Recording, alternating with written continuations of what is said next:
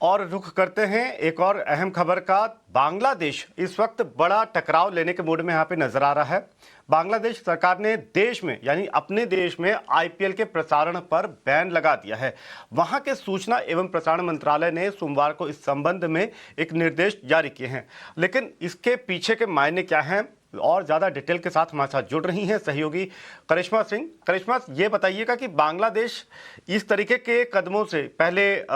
IPL ban करना, फिर उसके बाद में और इस डायरेक्शन में जो कदम उठा रहा है, क्या संदेश देना चाह रहा है और किस तरीके का स्टैंड लेता हुआ दिख रहा है?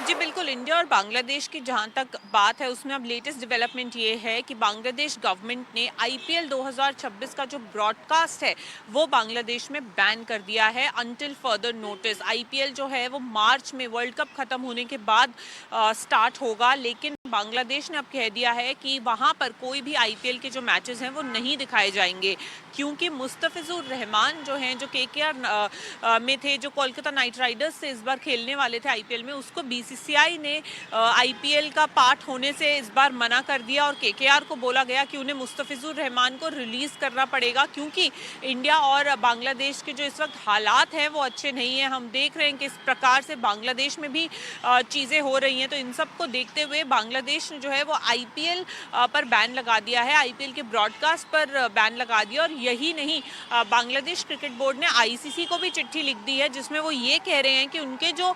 मैचेस हैं टी20 वर्ल्ड कप के, वो इंडिया से हटा के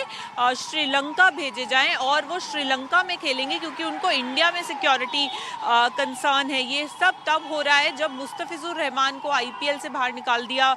गया है, और अब ये देखना पड़ेगा कि आईसीसी किस हिसाब से डिसीजन लेता है। क्या वो बांग्लादेश से प्रूफ मांगेगा कि वो किस बेसिस पे कह रहे हैं कि इंडिया में किसी तरीके का कोई सिक्योरिटी थ्रेट है उनको, या वो बांग्लादेश से बोलेंगे कि आपको इंडिया में ही खेलना चाहिए, क्योंकि स्केड्यूल जो है वो बन चुका है, स्केड्यूल जो है वो फिक्स है। टिकटिंग की भी अगर हम बात करते हैं तो शायद कुछ मैचेस के लिए वो खुल चुकी है, बाकी मैचेस के लिए वो खुलेगी, तो कहीं ना कहीं ये बहुत ज़्यादा एक कॉम्प्लिकेशन हो जाएगी आईसीसी के लिए भी। लेकिन बांग्लादेश ने चिट्ठी लिख दी है और बांग्लादेश क्रिकेट बोर्ड को उनके गवर्नमेंट की पूरी बैकिंग है कि वो इंडिया नहीं आएंगे टी20 वर्ल्ड कप खेलने के लिए।